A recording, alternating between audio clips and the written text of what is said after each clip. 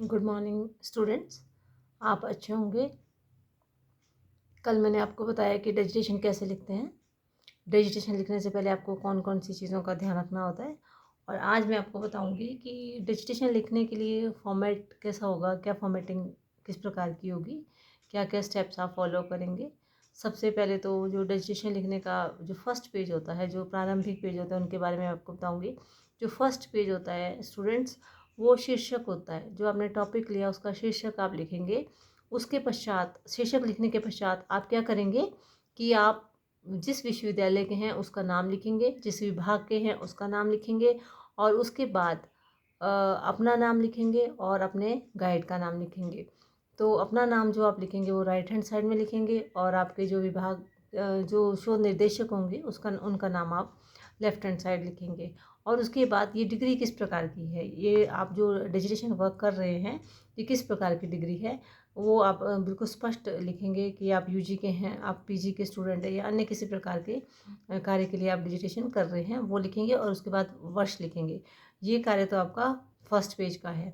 उसके बाद जब आप सेकंड पेज पे चले जाएंगे तो सेकंड पेज में होती है घोषणा। घोषणा का मतलब है एक विद्यार्थी के द्वारा घोषणा की जाती है कि जो ये काम मैं कर रहा हूँ, जो मैंने ये काम किया है, वो बिल्कुल मौलिक कार्य है, और कहीं भी मैंने इसके यहाँ इस डिजिटेशन के अलावा कहीं भी इसको प्रस्तुत नहीं किया है, किसी अन्य जगह इसका प्रयोग नहीं किया है। इस प्रकार की घोषणा विद्यार्थी के द्वारा की जाती है।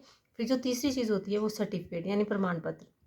ये प्रमाण पत्र में जो निर्देशक होते हैं, जिनके अंडर आप ये कार्य कर रहे होते हैं, डिजिटेशन बना रहे होते हैं, वो आपके कार्य के बारे में बताते हैं कि ये जो कार्य है, आप इसका ये आप कार्य कर रहे हैं, और इसका उसके आप निर्देशक हैं, आप उसका निर्देशन कर रहे हैं। उसके बाद जो नेक्स्ट कार्य होता है एक्नॉलेजमेंट। एक्नॉलेजमेंट मतलब आभार।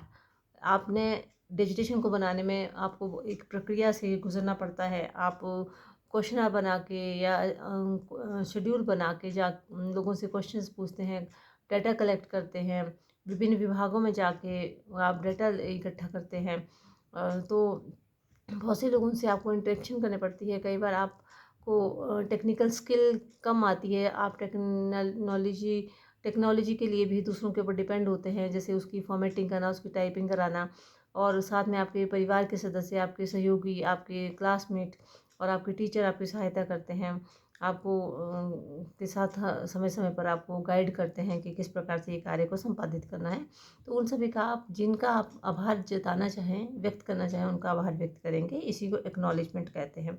उसके बाद जब एक्नॉलेजमेंट हो गया स्टूडेंट्स, तो उसके बाद जो अगला कार्य है वो है कि उसके बाद है कंटेंट ऑफ, विषय वस्तु क्या है। कंटेंट कंटेंट जो है मतलब कि जो भी आपकी विषय वस्तु है उसका वो बनेगा, इंडेक्स बनेगा। इंडेक्स बनाने के लिए एक तरफ आप उस विषय को लिखेंगे, दूसरी तरफ उसकी पृष्ठ संख्या लिखेंगे। और जब आप ये बना देंगे तो उसके बाद अगला बनेगा जो टेबल ऑफ कंटेंट बनाने के बाद बनेगा table of content of figures. जो फिगर का कंटेंट उसके बारे में भी लिखेंगे। फिर कंटेंट ऑफ जो चार्ट्स वगैरह बने हैं उसके बारे में भी लिखेंगे। और आखिरी में आप लिखेंगे एब्रीवेशंस। एब्रीवेशंस होती है short forms like WTO, WHO, AWW, है ना। किसी भी चीज़ का आपने शॉर्ट फॉर्म में यूज़ किया है अपने डिजिटेशन वर्क में, तो उसको फुल फॉर्म उसकी आप वहाँ पे लिखेंगे। ये तो सब बातें हो गई जो आपके फर्स्ट शुरू के पेजों में थी, जो आपने लिखने थे। उसके बाद क्या है कि जब आपने शुरू के पेज लिखे, शीर्ष पेज से शीर्षक फ्रंट पेज से लेके यहाँ एब्रीविएशन तक, तो इनकी जो पेज संख्या होगी, जो पेज नंबर आप डालेंगे वो बॉटम में डालेंगे, सेंटर में, हर पेज के बॉटम में और सेंटर में। और ये जो नंबर होंगे वो रोमन नंबर होंगे, इस बात का आप ध्यान रखेंगे, रोमन नंबर डालेंगे।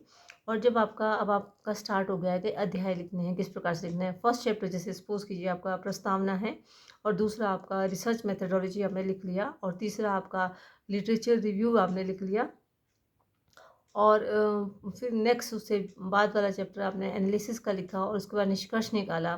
तो इन सब जो चैप्टर्स होंगे इनमें जो पेज नंबर डलेगा वो 1 2 3 करके होगा, और वो भी सेंटर ऑफ द बॉटम में और सेंटर में होगा। इसके बाद स्टूडेंट्स जो लास्ट में निष्कर्ष लिखने के बाद जब लास्ट में आप जाएंगे तो रेफरेंसेस लिखेंगे जो बहुत महत्वपूर्ण होते हैं, और रेफरेंसेस के साथ ही आप बिब्लियोग्राफी भी लिखेंगे। रेफरेंसेस लिखने के लिए आप कौन APA 7th एडिशन का जो लेटेस्ट एडिशन है 7th एडिशन उसको फॉलो करेंगे, उसके अकॉर्डिंग ही आप रेफरेंसेस को लिखेंगे।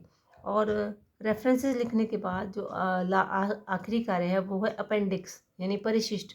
आपने अपने प्रश्नावली, अपने फोटोग्राफ्स या और भी कई तरह की चीज़ें हैं उनको लास्ट में अपेंडिक्स में लगाना है। और अपेंडिक्स का नंबरिंग भी, अपेंडिक्स में भी जो पेजेस होंगे उनकी नंबरिंग भी रोमन अंकों में आप उनकी नंबरिंग करेंगे। इसके बाद है स्टूडेंट्स, ये तो हो गया कि आप ये स्टेप्स को फॉलो करेंगे और अपना डिजिटेशन कार्य इस तरह से बाइंडिंग करवाएंगे।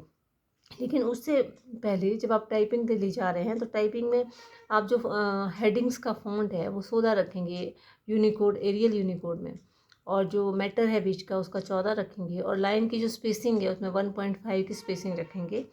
और जो टेबल नंबर है, टेबल नंबर आप ज़रूर देंगे, हर टेबल का नंबर होगा, उसका शीर्षक होगा और नीचे उसका स्रोत होगा। उसी प्रकार हर चार्ट का, हर चित्र का भी नंबर होगा, शीर्षक होगा और उसका भी स्रोत होगा। सपोज़ कीजिए कि आपका जो टेबल बना है वो प्राइमरी डाटा के आधार पर बना है तो स्रोत होगा प्राथमिक आंकड़ों के आधार पर।